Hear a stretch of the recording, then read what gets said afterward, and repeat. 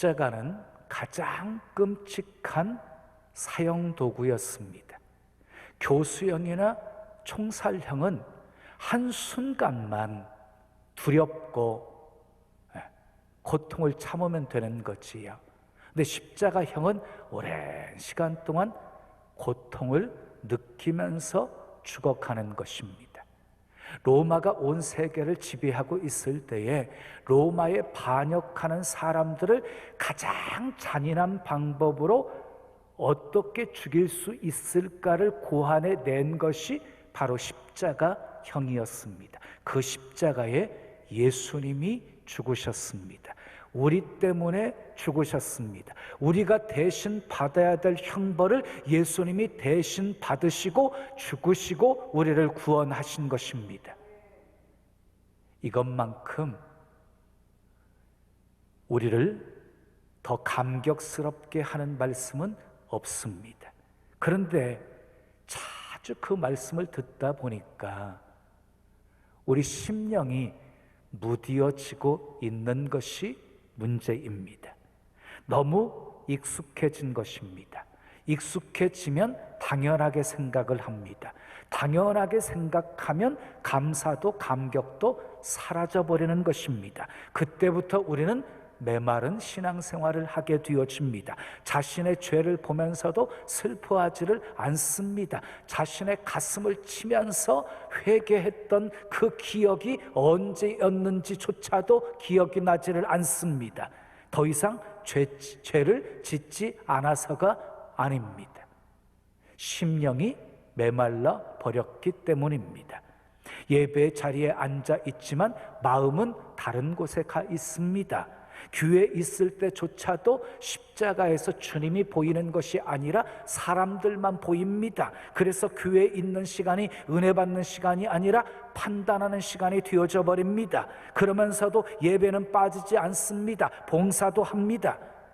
이제 막 예수님을 믿고 은혜 속에 살아가는 사람들은 제가 무슨 말을 하는지 잘 이해가 되지 않을 수 있습니다.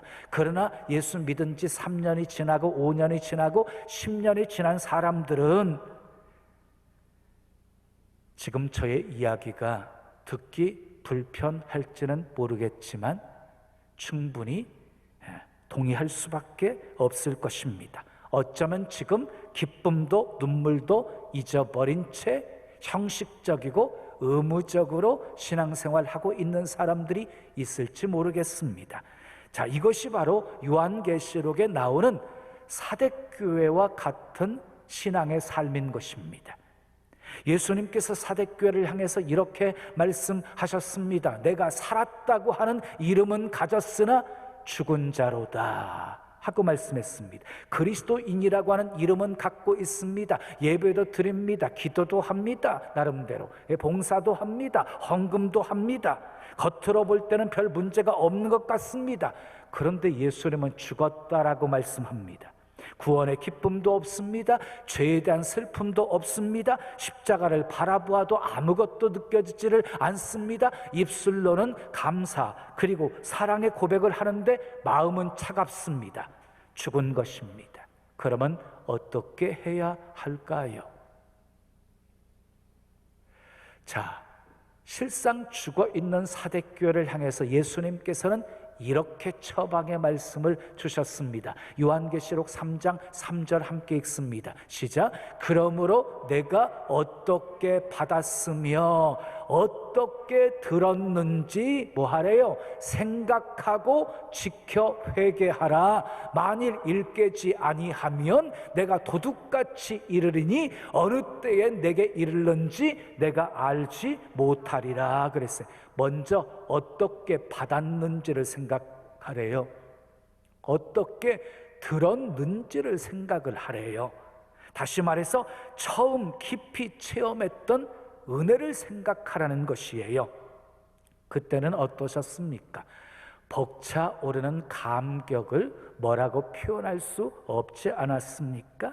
세상 모든 것을 다 준다고 해도 결코 바꿀 수 없는 기쁨이 있었습니다. 그리고 놀라운 평안이 있었습니다. 지금 죽는다 해도 조금도 두렵지 않는 그런 평안이었습니다. 주님께서 나 같은 죄인도 용서하셨기에 용서하지 못할 사람이 없었습니다. 주님이 나 같은 죄인도 사랑하셨기에 사랑하지 못할 사람이 없었습니다. 세상 부러운 것이 없었습니다.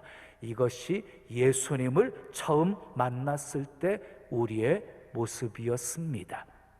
이것을 생각하라는 것입니다. 그리고 회개하라는 것입니다. 사순절의 중심은 십자가입니다. 사순절의 절정은 예수님의 고난입니다. 오늘 본문을 기록한 이사야 선지자는 주전 8세기 때의 인물입니다. 그러니까 예수님보다 700년, 800년 앞서 있었던 사람입니다. 그럼에도 불구하고 이사야 선지자는 성령의 감동을 받으셔서 예수 그리스도께서 어떻게 고난받으시고 십자가에 죽으실 것을 너무너무 생생하고 분명하게 보고 있었던 것입니다. 그래서 이사야는 이렇게 선포합니다. 그가 찔림은 우리의 허물 때문이요 그가 상함은 우리의 죄악 때문이라. 그가 징계를 받음으로 우리가 평화를 누리고 그가 채찍에 맞음으로 우리가 나음을 입었도다. 세기적인 음악가였던 핸델은 메시아를 작곡하면서 큰 은혜를 체험하게 되어집니다. 이사야 53장을 작곡하다가 그만 붓을 놓고 시간 가는 줄도 모르고 식사 시간인 줄도 모르고 한없이 울었습니다. 식사 시간을 알려주는 하인을 향해서 이렇게 핸델은 말합니다. 나는 지금 세상 죄를 짊어지고 가는 하나님의 어린 양을 보고 있어. 그렇게 작곡한 핸델의 곡 메시아는 지금도 전 세계인을 감동시키고 있습니다. 오늘은 예수님이 우리 때문에 어떤 고통을, 어떤 고난을 받으셨는지를 살펴보면서 함께 은혜를 나누려고 합니다. 첫째 따라하겠습니다. 우리 때문에 버림당하는 고통을 받으셨습니다. 여러분, 사람이 누군가로부터 버림을 받는다는 것만큼 고통스러운 일은 없습니다. 그것도 사랑하는 사람에게, 믿었던 사람에게 버림을 받는다고 하는 것은 이루 헤아릴 수 없는 고통일 것입니다. 그런데 예수님은요, 죄 없이 사람들로부터 버림을 받으셨습니다.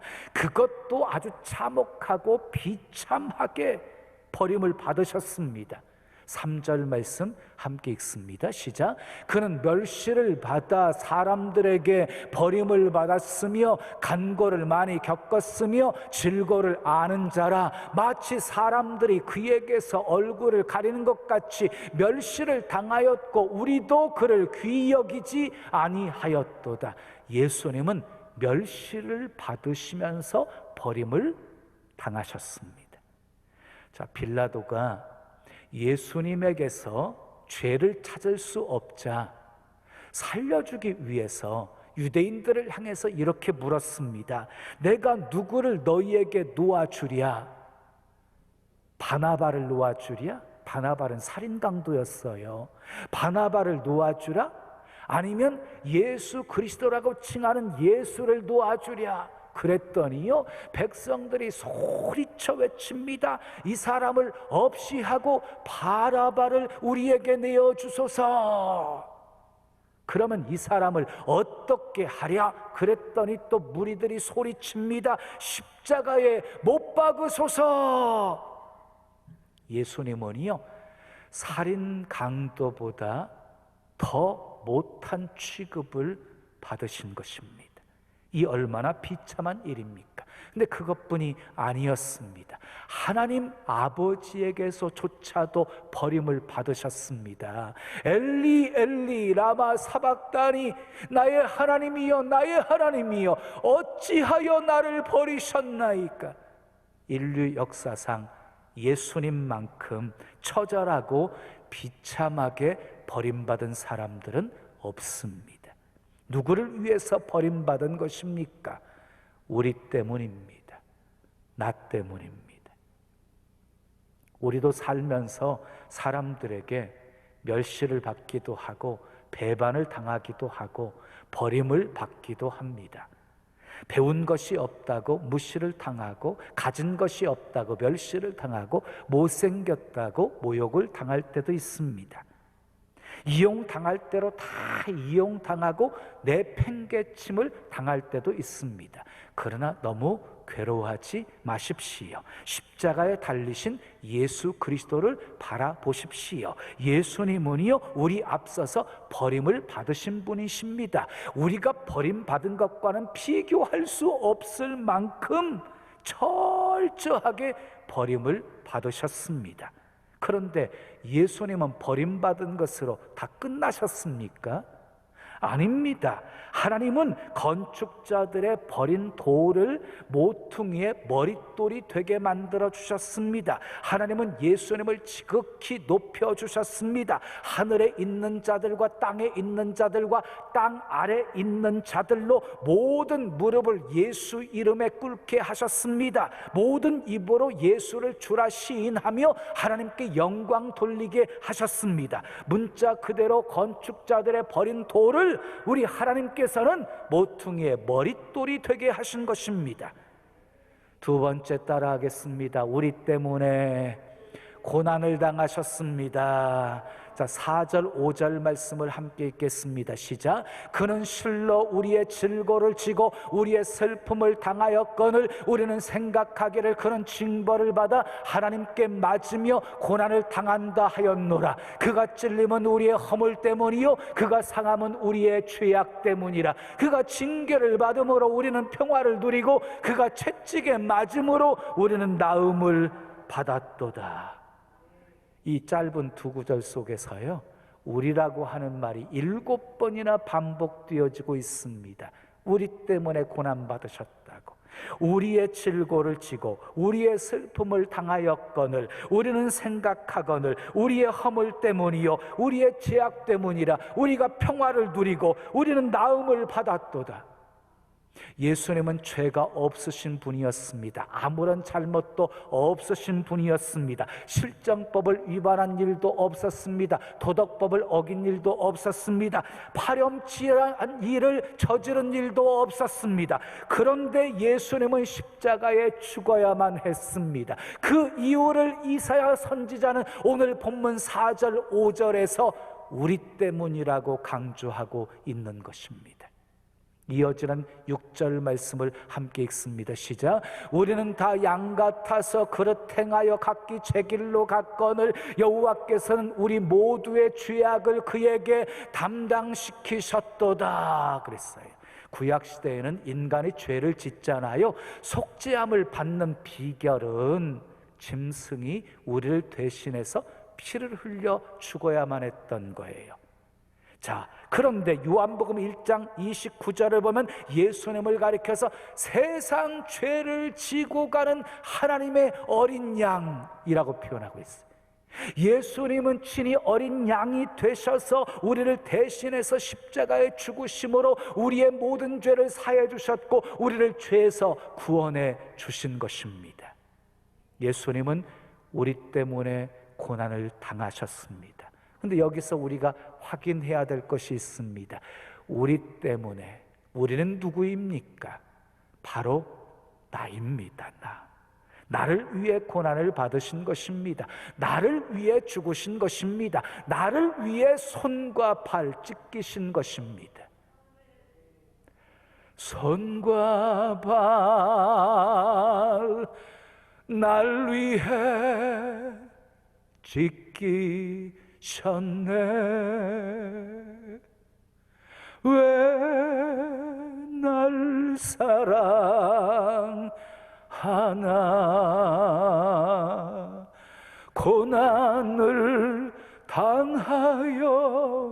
구원했네. 왜 날 사랑하나.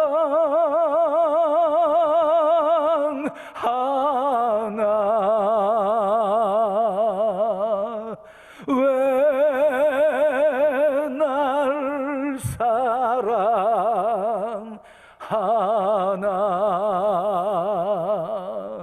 왜 날 사랑하나.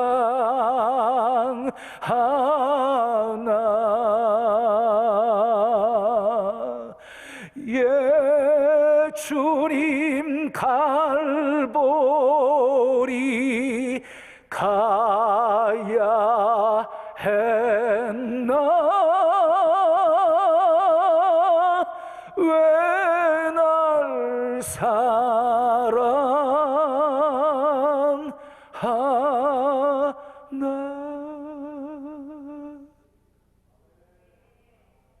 사랑이 죽게 했습니다.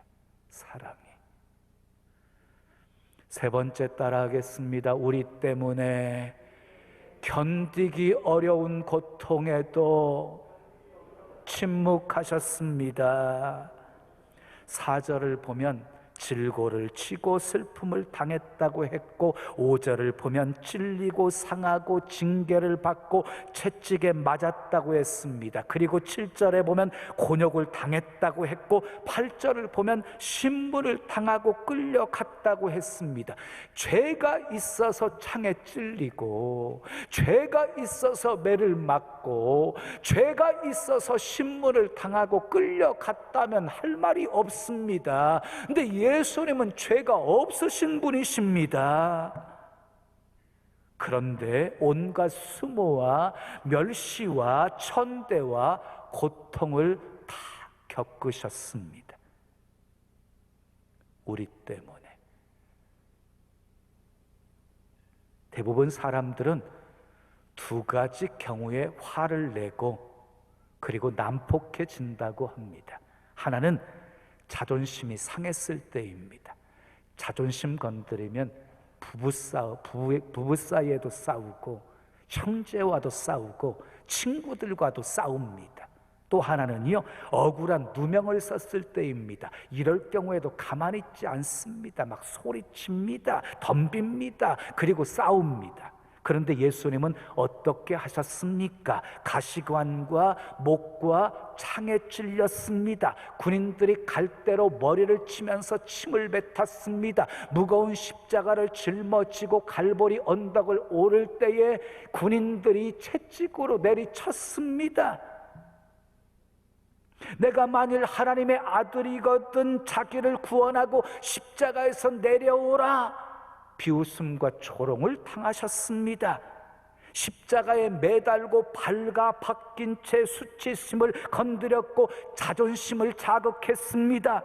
그런데 예수님은 어떻게 하셨습니까? 본문 7절 말씀을 함께 읽겠습니다. 시작. 그가 곤욕을 당하여 괴로울 때에도 그의 입을 열지 아니하였으며 마치 도수장으로 끌려가는 어린 양과 털 깎는 자 앞에서 잠잠한 양같이 그의 입을 열지 아니하였도다. 곤욕을 당해서 괴로울 때도 입을 열지 않았습니다. 마치 도수장으로 끌려가는 어린 양과 같이 털을 깎는 자 앞에서 잠잠한 양같이 입을 열지 않았습니다. 철저하게 침묵하셨습니다. 그 결과 어떻게 되었습니까? 5절, 6절 말씀을 함께 읽겠습니다. 시작. 그가 찔림은 우리의 허물 때문이요 그가 상함은 우리의 죄악 때문이라. 그가 징계를 받음으로 우리는 평화를 누리고 그가 채찍에 맞음으로 우리는 나음을 받았도다. 우리는 다 양 같아서 그릇 행하여 각기 제 길로 갔거늘 여호와께서는 우리 모두의 죄악을 그에게 담당시키셨도다. 우리 죄 문제를 해결해 주셨습니다. 그리고 징계를 받으심으로 우리에게 평화를 주셨습니다. 채찍에 맞으심으로 우리에게 나음을 주셨습니다. 그러니까 우리 주님은요, 우리의 죄만 대신 짊어지는 게 아니 우리 연약함까지도 다 짊어지셨어요. 그래서 다 치유해 주셨다는 거예요. 육신의 병만이 아닙니다. 예수님이 채찍에 맞으심으로 우리의 병든 마음도, 우리 병든 영혼도 고쳐 주셨습니다.